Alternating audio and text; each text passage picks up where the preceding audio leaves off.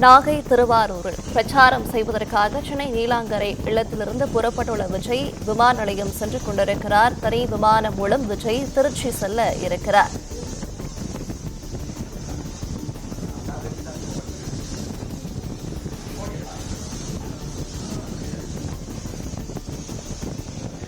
திருச்சியிலிருந்து சாலை மார்க்கமாக செல்ல இருக்கின்றார்.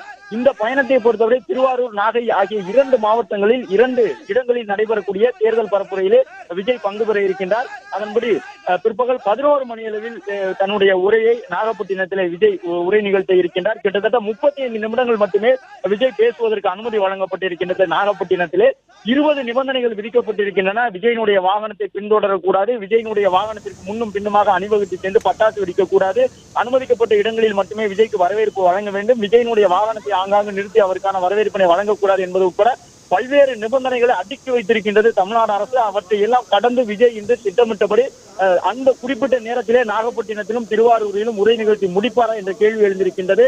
ஏனென்றால் நாகப்பட்டினம், திருவாரூர் இரண்டுமே அரசியல் ரீதியாக முக்கியத்துவம் பெற்ற மாவட்டங்கள். கடந்த வாரம் சனிக்கிழமை திருச்சிராப்பள்ளியில் விஜய் பேசும்பொழுது அந்த மாவட்டத்தினுடைய அமைச்சர்களை, பொறுப்பு அமைச்சர்களை, அந்த மாவட்டத்தினுடைய திமுக சட்டமன்ற உறுப்பினர்கள் நடத்தி வரக்கூடிய மருத்துவமனைகளை எல்லாம் குறிப்பிட்டு தமிழ்நாட்டு அரசியல் களத்தில் ஒரு மிகப்பெரிய அதிர்வலையை ஏற்படுத்தியிருந்தார். இந்த நிலையில்தான் சென்னை விமான நிலையத்திலிருந்து தனி விமானம் மூலமாக திருச்சி புறப்பட்டிருக்கின்றார் தமிழக வெற்றி கழக தலைவர் விஜய். தமிழக அரசியல் வரலாற்றில் மிக முக்கியமான பல தலைவர்களை இன்று மாவட்டங்களான திருவாரூர் மற்றும் நாகை மாவட்டங்களுக்கு இந்த தேர்தல் பரப்புரைக்காக விஜய் செல்ல உள்ள நிலையில் விஜய் பேச போகின்ற தகவல் என்ன என்பது ஒரு மிகப்பெரிய எதிர்பார்ப்பை ஏற்படுத்தி இருக்கின்றது. ஏற்கனவே திருச்சிராப்பள்ளியிலே எம்ஜிஆர் சிலை அருகே நின்று பேசியிருந்த விஜய் இன்று அண்ணா சிலை அருகே நின்று பேச போகின்றார். அதிலும் குறிப்பாக நாகை மாவட்டத்திலும் திருவாரூர் மாவட்டத்திலும் விஜய் பேச இருப்பது மிகுந்த முக்கியத்துவம் பெற்றதாக பார்க்கப்படுகின்றது. 3 எழுத்து மந்திரத்தை காலம் மீண்டும் ஒலிக்குது என்று தன்னுடைய கொடிப்பாடலில் இடம்பெற வைத்து அண்ணாவையும் எம்ஜிஆரையும் உயர்த்தி பிடித்திருக்கக்கூடிய விஜய் இன்று அண்ணா சிலை அருகே நின்று பேச போகின்றார். எனவே விஜய் பேச போகின்ற அந்த கருத்துக்கள் எவ்வாறு இருக்கும் என்பது ஒரு மிகப்பெரிய எதிர்பார்ப்பை ஏற்படுத்தி இருக்கின்றன. கடந்த வாரம் திருச்சியில் அவர் பேசியிருந்ததே ஒட்டுமொத்த திமுகவினுடைய முக்கிய நிர்வாகிகளுக்கும் விஜய் மீதான கோபத்தை ஏற்படுத்தியிருந்ததாக பார்க்கப்பட்டது. விஜய் மீது கடும் விமர்சனங்களை முன்வைத்தார்கள். தேர்தல் பிரச்சாரம் இன்னும் முழு அளவில் தமிழ்நாட்டிலே தொடங்கவில்லை. ஆனால் விஜய் தன்னுடைய வாரந்தோறும் சனிக்கிழமை தனது தேர்தல் பரப்புரையை தொடங்கி இருக்கின்றார். முதல் நாளில் அவர் பேசிய பேச்சே தமிழ்நாட்டு அரசியல் களத்திலே மிகப்பெரிய விமர்சனங்களை உருவாக்கியிருந்தன. அதிமுக தரப்பில் விஜய் எம்ஜிஆரை பயன்படுத்துவதற்கு ஒரு சிலர் ஆட்சேபம் தெரிவித்திருந்தார்கள். அதே நேரம் எம்ஜிஆரை உயர்த்தி பிடிப்பதால் எங்கள் கட்சியினுடைய வாக்கு விஜய்க்கு சென்று விடாது என்று அதிமுகவினர் தங்களுடைய தொண்டர்களுக்கு நம்பிக்கை தெரிவித்து வருகின்றார்கள். மற்றொரு பக்கம் திமுக விஜய் வாங்க போகின்ற வாக்கு என்பது எங்களை பாதிக்காது என்று சொல்லிக் கொண்டிருக்கின்றார்கள். அதிமுகவும் விஜய் பக்கம் எங்களுடைய வாக்கு சென்று விடாது என்கின்றார்கள். ஆனால் அனைவருமே மறக்காமல் சொல்வது விஜய் கணிசமான வாக்குகளை வாங்க போகின்றார் என்பதுதான். எனவே விஜய் வாங்க போகின்ற அந்த வாக்கு உண்மையிலேயே எந்த கட்சிக்கு சேதாரத்தை ஏற்படுத்த போகின்றது என்பதை தெரிந்து கொள்வதற்கு இன்னும் 7-8 மாதங்களாகலாம். ஆனால் அந்த 7-8 மாதங்களுக்குள் விஜய் இதுபோன்று வாரந்தோறும் சனிக்கிழமைகளில் குறைந்தபட்சம் 2 மாவட்டங்களை சென்றடைய போகின்றார். இது முதல் கட்ட தேர்தல் சுற்றுப்பயணம் என்று சொல்லி இருக்கின்றார்கள். இன்னும் வேட்பாளர் தேர்வு நடைபெறவில்லை, வேட்பாளர்கள் அறிவிக்கப்படவில்லை. இன்னும் முழு அளவிலே தங்களுடைய தேர்தல் சுற்றுப்பயணத்தை தமிழக வெற்றி கழகம் மாநில அளவில் தொடங்கவில்லை. ஆனால் இந்த முதல் கட்ட பயணமே ஒவ்வொரு சனிக்கிழமையிலும் குறைந்தபட்சம் 2 மாவட்டங்கள் என்று வரையறுக்கப்பட்டிருக்கின்றன. ஏற்கனவே 3 மாவட்டங்களாக அதை தீர்மானித்திருந்தார்கள். ஆனால் விஜய்க்கு கூடக்கூடிய கூட்டம் என்பது, விஜய்க்காக வரக்கூடிய தொண்டர்களின் எண்ணிக்கை என்பது எதிர்பார்த்ததை காட்டிலும் பல்லாயிரமாக இருந்து வரக்கூடிய சூழ்நிலையில்தான் விஜய் குறைந்தபட்சம் ஒரு நாள் முழுவதும் ஒதுக்கி ஒரு 20 மணி நேரத்தில் 2 மாவட்டங்களை கடந்து சென்றாலே அது ஒரு மிகப்பெரிய ஒரு வாய்ப்பாகத்தான் அவர் இருக்கும் என்று சொல்லக்கூடிய விதமாகத்தான் தொடர்ந்து அதிகப்படியானோர் தமிழக வெற்றி கழகத்தினுடைய தலைவர் விஜயை பார்ப்பதற்காக, அவர் பேசக்கூடிய அந்த கருத்துக்களை கேட்பதற்காக வந்து கொண்டிருக்கின்றார். இன்று நடைபெறக்கூடிய அந்த கூட்டம் என்பது திருவாரூர் மற்றும் நாகை மாவட்டம் இரண்டுமே டெல்டா மாவட்டங்கள். திருவாரூர் மாவட்டத்திலும் நாகை மாவட்டத்திலும் மிகப்பெரிய அளவில் கடற்கரைகள் இருக்கின்றன, கடற்கரை கிராமங்கள் இருக்கின்றன. எனவே மீனவர்கள் தொடர்பாக விஜய் என்ன பேச போகின்றார் என்பது ஒரு மிகப்பெரிய எதிர்பார்ப்பை ஏற்படுத்தி இருக்கின்றது. அது மட்டுமல்லாமல் இரண்டுமே டெல்டா மாவட்டங்கள். கடந்த 4 ஆண்டுகளிலே காவிரியிலே முறையாக அந்த காவிரி நீர் பெறுவதற்கு அரசு எடுத்த நடவடிக்கைகள் போதுமானதாக இருந்ததா? விவசாயிகளுடைய எதிர்பார்ப்பு என்ன? டெல்டா மாவட்ட விவசாயிகள் பெரிய அளவிலே இந்த நெல் சாகுபடியை சார்ந்து இருக்கக்கூடியவர்கள். எனவே விவசாயிகளுக்கு தமிழ்நாடு அரசு செய்திருக்கக்கூடியது போதுமானதாக இருக்கின்றதா? விவசாயிகளுக்கு மத்திய அரசு செய்யக்கூடிய உதவிகள் போதுமானதாக இருக்கின்றனவா? மீனவர்கள் மீதான இலங்கை கடற்படையினுடைய துப்பாக்கிச் சூடு என்பது இன்னும் தொடர்ந்து கொண்டே இருக்கின்றது. நாகை மாவட்ட மீனவர்கள் அதிகப்படியானோர் இந்த இலங்கை கடற்கரையினுடைய இலங்கை காவல்படையினுடைய அந்த கடலோர காவலர்களின் துப்பாக்கி சூடு சம்பவத்தால் உயிரிழக்கக்கூடியது தொடர்கரையாகி கொண்டிருக்கின்றது.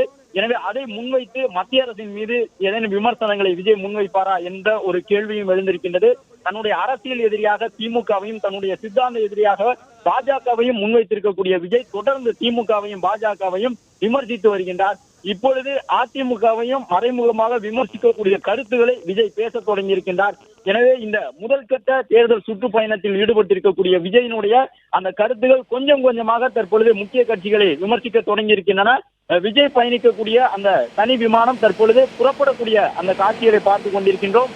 தற்பொழுது அது புறப்பட்டிருக்கின்றது. இன்னும் சற்று நேரத்தில் இங்கிருந்து அந்த விமானமானது திருச்சிராப்பள்ளியை சென்றடைய இருக்கின்றது. திருச்சியிலே ஏற்கனவே கடந்த முறை மிக பிரமாண்டமாக சனிக்கிழமையில் விஜய்க்கு வரவேற்பு கொடுத்திருந்தார்கள். அதற்கு போன்று இந்த முறை வரவேற்பு கொடுப்பதற்கு அனுமதி கிடையாது. ஏனென்றால் காவல்துறை ஏற்கனவே குறிப்பிட்டபடி கட்டுப்பாடுகளை கடுமையாக விதித்து இருக்கின்றார்கள். ஏனென்றால் விஜய் செல்லக்கூடிய ஒவ்வொரு நகரத்திலும் மிகப்பெரிய அளவில் போக்குவரத்து பாதிக்கப்படுகின்றது. அது மாநாடு நடத்தினாலும் சரி, அவர் தேர்தல் பரப்புரைக்காக சென்றாலும் சரி, அந்த நகரம் மிகப்பெரிய மக்கள் கூட்டத்தை எதிர்கொள்கின்றது, போக்குவரத்து நெரிசல் ஏற்படுகின்றது என்று குறிப்பிட்டு அது தொடர்பாக பல்வேறு மனுக்களும் நீதிமன்றத்தில் தாக்கல் செய்யப்பட்டிருந்தன. எனவே விஜய்க்கு பல்வேறு கட்டுப்பாடுகளை விதித்திருக்கின்றார்கள். மற்ற கட்சியினுடைய தலைவர்களுக்கு சொல்லப்படக்கூடிய விதிமுறைகளை காட்டிலும் விஜய்க்கான விதிமுறைகள் கடுமையாக இருக்கின்றன என்று குறிப்பிட வேண்டும். அந்த அளவு காவல்துறை கடும் நிபந்தனைகளை விதித்திருக்கின்றது. விஜய் எந்த இடத்தில் பேச வேண்டும், எவ்வளவு நேரம் பேச வேண்டும் என்பது உட்பட அனைத்திற்குமே கட்டுப்பாடுகள் இருக்கின்றன. இவற்றை எல்லாம் கடந்து விஜய் எவ்வாறு தன்னுடைய தேர்தல் பரப்புரையை தமிழ்நாடு முழுவதும் நிகழ்த்தி முடிக்கப் போகின்றார். 234 சட்டமன்ற தொகுதிகளையும் விஜயினுடைய தேர்தல் பரப்புரை சென்றடையக்கூடிய விதமாக மாவட்ட தலைநகரங்களில் அவர் ஆட்சி வரக்கூடிய அந்த தேர்தல் பரப்புரை உரை என்பது தமிழ்நாடு முழுவதும் வேட்பாளர்களை அறிவிப்பதற்கு முன்பாகவே முடிவடைய வேண்டும் என்று அவர்களுடைய கட்சியின் சார்பில் இலக்கு வைத்திருக்கின்றார்கள். எனவேதான் இதுபோன்று விமானங்களை எல்லாம் விஜய் பயன்படுத்த தொடங்கி இருக்கின்றார். சாலை வழியாக விஜய் சென்றால் அவர் நினைத்த நேரத்தில் ஒருபொழுதும் அந்த பகுதிகளை சென்றடைய முடியாது. விஜய் போகக்கூடிய வழியெங்கும் தொண்டர்கள் திரளுகின்றார்கள். விஜயினுடைய வாகனத்திற்கு முன்பாக திரண்டு கொண்டு விஜயை நோக்கி கையசைக்கின்றார்கள். விஜயை பார்க்க வேண்டும் என்று முண்டியடித்துக் கொண்டு வருகின்றார்கள். இளைஞர்கள் விஜய் பயணம் செய்யக்கூடிய வாகனத்தின் மீது ஏறி தொங்கியபடி இருக்கின்றார்கள். விஜய் எங்கே செல்கின்றாரோ அங்கேயே அவர்களுடைய வாகனங்கள் பின்தொடர்ந்து கொண்டிருக்கின்றன. தஞ்சாவூரில் தொடங்கி அன்றெல்லாம் திருச்சிராப்பள்ளியிலிருந்து தஞ்சாவூர் வழியாக அந்த அரியலூர் பெரம்பலூர் பகுதிக்கு சென்றிருந்த விஜயனுடைய வாகனத்தை தொடர்ந்து அவர்கள் பின்தொடர்ந்து செல்லக்கூடிய காட்சிகளை பார்க்க முடிந்தது. எனவே இன்று தமிழக வெற்றி கழக தலைவர் விஜய் 2 மாவட்டங்களில், திருவாரூர் நாகை மாவட்டங்களில் உரை நிகழ்த்த இருக்கின்ற சூழ்நிலையில் விஜய் பேச போகின்ற கருத்துக்கள் என்ன, விஜயினுடைய உரை எவ்வாறு இருக்கும், யாரையெல்லாம் விஜய் விமர்சிப்பார் என்பது ஒரு மிகப்பெரிய கேள்வியாக எழுந்திருக்கின்றது. தமிழ்நாட்டு அரசியல் களத்திலே தொடர்ந்து இருமுனை போட்டி தான் பெரும் போட்டியாக இருந்தது. அதிமுக திமுக என்ற 2 கட்சிகளுக்கு இடையே, 2 கட்சிகளின் கூட்டணிக்கு இடையே மட்டுமே இருந்து வந்த போட்டியை தற்பொழுது 3 முனை போட்டியாக விஜய் கூர்மைப்படுத்தி இருக்கின்றார். தமிழக வெற்றி கழகம் என்பது தமிழ்நாட்டு அரசியல் களத்திலே மிகப்பெரிய வலுவான ஒரு கட்சியாக அடியெடுத்து வைத்திருக்கின்றது. தமிழகத்திலே 2 முக்கியமான திராவிட கட்சிகள் கூட்டம் கூட்டினால், அதாவது பொதுக்கூட்டம் நடத்தினாலோ மாநாடு நடத்தினாலோ தேர்தல் பரப்புரைக்கு அந்த கட்சியினுடைய தலைவர்கள் சென்றாலோ எவ்வளவு கூட்டம் கூடுமோ அதற்கு சிறிதும் குறைவில்லாத ஒரு கூட்டத்தை தமிழ்நாட்டு அரசியல் களத்திலே 2 கட்சிகளுக்கு மாற்றாக ஒரு கட்சியாக வந்து விஜய் கூட்டி இருக்கின்றார். உண்மையிலேயே விஜய் கூட்டக்கூடிய இந்த கூட்டங்கள், விஜய்க்கென வரக்கூடிய இந்த தொண்டர்கள் எல்லாம் வாக்களிப்பார்களா என்பது கேள்விதான். அனைவருமே எப்படி வாக்களிப்பார்கள் என்றெல்லாம் திமுகவில் இருக்கக்கூடியவர்கள் தொடர்ந்து தங்களுடைய விமர்சனங்களை முன்வைத்துக் கொண்டிருக்கின்றார்கள். ஆனால் தமிழக வெற்றி கழகத்தினரை பொறுத்தவரை நாம் நெருங்கி சென்று அவர்களை கேட்கும் பொழுது அவர்கள் சொல்லக்கூடிய கருத்து என்பது, வரக்கூடிய அனைவரும் வாக்களித்தால் எங்களுக்கு மகிழ்ச்சி, அதை காட்டிலும் வரக்கூடியவர்களில் 3இல் 1 பகுதியினர் வாக்களித்தாலே இங்கு ஆட்சியை யார் கைப்பற்றுவார்கள் என்பதில் ஒரு மிகப்பெரிய கேள்வி எழுந்துவிடும் என்கின்ற ஒரு புன்னகையோடு அவர்கள் கடந்து செல்லக்கூடிய காட்சிகளை பார்க்க முடிகின்றது. ஏனென்றால் வரக்கூடிய தொண்டர்கள் எண்ணிக்கை பல்லாயிரக்கணக்கில் இருக்கின்றது. அவற்றிலிருந்து கணிசமான வாக்குகள் விஜய்க்கு வந்தாலே அது ஒரு மிகப்பெரிய இரட்டை இலக்க வாக்குகளாக இருக்கும் சதவீதத்தில் என்றெல்லாம் சொல்லுகின்றார்கள். ஏனென்றால் விஜய் கட்சி தொடங்குவதற்கு முன்பாக 5 விழுக்காடு வாங்குவார், 6% வாங்குவார் என்றார்கள். விஜய் கட்சி தொடங்கிய பிறகு 10% வாங்குவார்கள் என்றார்கள். அதன் பிறகு விஜய் பிரச்சாரத்திற்கு சென்று விட்ட நிலையிலே தற்பொழுது 15% விஜய் வாங்குவார் என்றெல்லாம் கருத்து கணிப்புகளை வெளியிட்டுக் கொண்டிருக்கின்றார்கள். உண்மையிலேயே விஜய் வாங்க போகின்ற வாக்குகள் என்ன என்பது தேர்தலுக்கு பிறகுதான் தெரியும் என்றாலும் விஜய்க்கு கூடக்கூடிய அந்த தொண்டர்கள் கூட்டத்தை பார்க்கும் பொழுது இளம் தொண்டர்களாக நிறைய பேர் இருக்கின்றார்கள். எனவே விஜய் பெறக்கூடிய வாக்குகள் என்பது 2 கட்சிகளுக்குமே மிகப்பெரிய அழுத்தத்தை உருவாக்கும். தமிழ் திரையுலகத்திலே 30 ஆண்டுகளாக ஒரு முன்னணி நடிகராக தன்னை நிலைநிறுத்திக் கொண்ட நடிகர் விஜய் தற்பொழுது தமிழக வெற்றி கழகம் என்ற கட்சியை தொடங்கி தலைவர் விஜயாக தன்னுடைய தொண்டர்களுக்கு முன்பாக அரசியல் பயணத்தை தொடங்கி இருக்கின்றார். எனவே இந்த அரசியல் பயணத்தில் அவர் முதல் தேர்தலாக 2026 சட்டமன்ற தேர்தலை எதிர்கொள்ள இருக்கின்றார். வழக்கமான கட்சிகளுக்கு இருக்கக்கூடிய அதே வகையிலே கொடிப்பாடல் இருக்கின்றன. தொண்டர்களை சார்ந்து பல்வேறு கட்சி சார்ந்த அமைப்புகளை உருவாக்கி இருக்கின்றார். எனவே அதிமுக, திமுக போன்ற வலிமையான கட்சிகள் எப்படி செயல்படுகின்றனவோ அதே போன்ற ஒரு கட்டமைப்புடன் விஜயும் தன்னுடைய கட்சியை தொடங்கி இருக்கின்றார். மாநாடுகளை பிரம்மாண்டமாக நடத்தி முடித்திருக்கின்றார். தமிழ்நாடு முழுவதும் விஜயனுடைய பேச்சு தொடர்பாக மக்கள் பேச தொடங்கி இருக்கின்றார்கள். ஒவ்வொரு மாவட்டத்திலும் விஜய் எவ்வாறு உரை நிகழ்த்துவார் என்ற எதிர்பார்ப்பு இருந்த நிலையில் மற்ற முக்கிய கட்சியினுடைய தலைவர்களை போன்று அந்தந்த மாவட்டத்திற்கு செல்லும் பொழுது அந்த மாவட்டத்தை சார்ந்த பொறுப்பு அமைச்சர்கள் மீது விமர்சனங்களை விஜய் முன்வைக்கின்றார். அந்தந்த மாவட்டத்தில் இருக்கக்கூடிய திமுகவினுடைய சட்டமன்ற உறுப்பினர்கள் நடத்தக்கூடிய மருத்துவமனைகள் உள்ளிட்டவற்றையெல்லாம் குறிப்பிட்டு விஜய் விமர்சனங்களை முன்வைக்கின்றார். எனவே விஜய் வசம் மிகப்பெரிய அளவிலே தரவுகள் கைவசம் இருக்கின்றன. விஜய் பேசும் பொழுது அந்த தரவுகளை குறிப்பிட்டு பேசுகின்றார். ஒவ்வொரு சட்டமன்ற உறுப்பினரும் மாவட்டங்களில் இருக்கக்கூடியவர்கள் எல்லாம் தங்கள் மாவட்டத்திற்கு விஜய் வரும் பொழுது தங்களை பற்றி விமர்சித்து விடுவார்களோ என்று அஞ்சக்கூடிய நிலையில் தான் விஜயினுடைய தேர்தல் சுற்றுப்பயணம் இருக்கின்றது. அவருடைய தனி விமானம் புறப்பட்டிருக்கக்கூடிய காட்சிகளை பார்க்கின்றோம். இந்த விமானம் இன்னும் சற்று நேரத்தில் சில மணி நேரங்களுக்குள்ளாக திருச்சிராப்பள்ளியை சென்றடைய இருக்கின்றது. திருச்சி சென்ற பிறகு அங்கிருந்து சாலை மார்க்கமாக விஜய் செல்ல இருக்கின்றார். அதற்கான ஏற்பாடுகள் தயார் நிலையில் இருக்கின்றன. விஜய் பயணிக்கக்கூடிய சாலை எங்கும், அதாவது திருவாரூர், நாகை, தஞ்சை வழியாக விஜய் பயணம் செய்யக்கூடிய நிலையிலே சாலைகள் முழுவதுமாக காவல்துறையினர் பாதுகாப்பு பலப்படுத்தப்பட்டிருக்கின்றது. தொடர்ந்து காவல்துறையினர் ரோந்து வாகனங்களில் வலம் வந்தபடி இருக்கின்றார்கள். விஜயனுடைய வாகனத்தை யாரும் வழிமறிக்காத வகையில் ஏற்பாடுகள் செய்யப்பட்டிருக்கின்றன. கடந்த முறை விஜய் காலம் கடந்து பேசியதாக குறிப்பிட்டு தமிழக வெற்றி கழகத்தினுடைய நிர்வாகிகள் மீது வழக்குகள் தொடரப்பட்டன. கிட்டத்தட்ட 7 கிலோமீட்டர் தூரத்தை கடப்பதற்கு விஜயனுடைய வாகனத்திற்கு 5 மணி நேரத்திற்கு மேலாக திருச்சிராப்பள்ளியில் ஆகியிருந்தது. இந்த நிலையில்தான் தற்பொழுது திருவாரூரும் நாகப்பட்டினமும் விஜய்க்கு எவ்வாறு வரவேற்பினை வழங்கப் போகின்றது என்ற ஒரு எதிர்பார்ப்பு இருக்கின்றது. தமிழக வெற்றி கழகத்தின் தொண்டர்கள் உற்சாகத்தோடு திருவாரூர் மற்றும் நாகப்பட்டினம் மாவட்டங்களில் பல்வேறு இடங்களிலும் பதாகை வைத்து விஜய்க்கு வரவேற்பு வழங்கியிருந்ததை பார்க்க முடிகின்றது.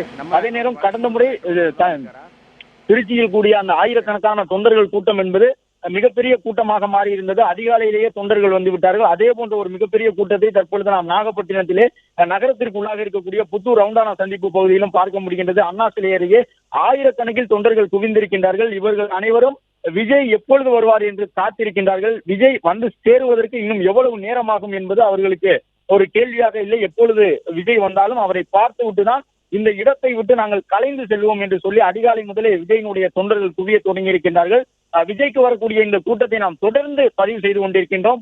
இளைஞர்களாக இருக்கின்றார்கள். முதல் முறை வாக்களிக்கக்கூடியவர்கள் அதிகப்படியானவர்கள் இருக்கின்றார்கள். 25-30 வயதுக்கு உட்பட்டவர்கள் மிக மிக அதிகமாக இருக்கின்றார்கள். அதே நேரம் சற்று குறைவாக தென்பட்டாலும் கூட 60 வயதுக்கும் மேற்பட்டவர்களும் விஜயினுடைய கூட்டத்தில் பங்கேற்கின்றார்கள். அவர்களையும் நாம் கேட்கின்றோம்.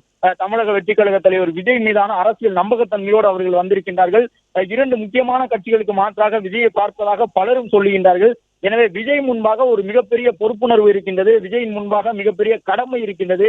அவற்றையெல்லாம் விஜய் எப்படி பூர்த்தி செய்ய போகின்றார் என்ற ஒரு கேள்வி இருக்கின்றது. இந்த சூழ்நிலையில் தான் விஜய் தற்பொழுது புறப்பட்டிருக்கின்றார். பிளே ஸ்டோர் மற்றும் ஆப் ஸ்டோரில் இருந்து பாலிமர் செயலியை QR கோடு மூலம் பதிவிறக்கம் செய்யுங்கள். செய்திகளை உடனுக்குடன் பெறுங்கள்.